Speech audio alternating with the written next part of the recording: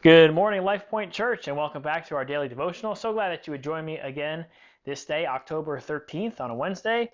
And if you didn't know, it was on this day in 1818 that the cornerstone of the White House was laid down. Some will say it's one of the most important buildings in America. And on this day, way back then, they laid the cornerstone of that building and began construction. So, what is a cornerstone? Well, in ancient times, they say it was the most important stone that would be laid down because it would set what would be the building. If you got that wrong, they say, you would get the whole rest of the building wrong. Can you imagine laying the first stone down for a building and it being in the wrong place? Or can you imagine it being just a little bit crooked? It would throw off the whole entire building. The walls would be crooked and nothing else that came after that cornerstone would be right. In today's construction, it might be a little bit different, but we still understand the term and the meaning of a cornerstone. Some will say, well, that guy was the cornerstone of his football team, or that is the cornerstone of everything that we believe in. We understand how important it is.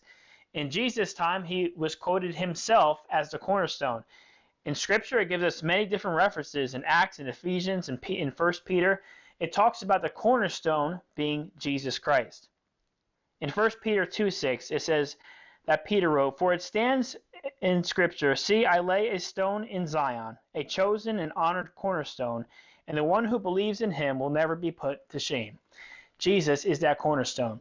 Are you thankful for him today? I know I am. And I'm thankful that we are able to base our lives on the truth that is Jesus Christ, that he is God. And just think about that. You might be tempted to base your life on a whole bunch of other things. We could build the foundation of money in our family, but we know that that won't last and it'll throw off the building. We can build our lives on a bunch of different things. Some will even say, well, build your marriage on the love that you have for your spouse. But even still, that's the wrong thing.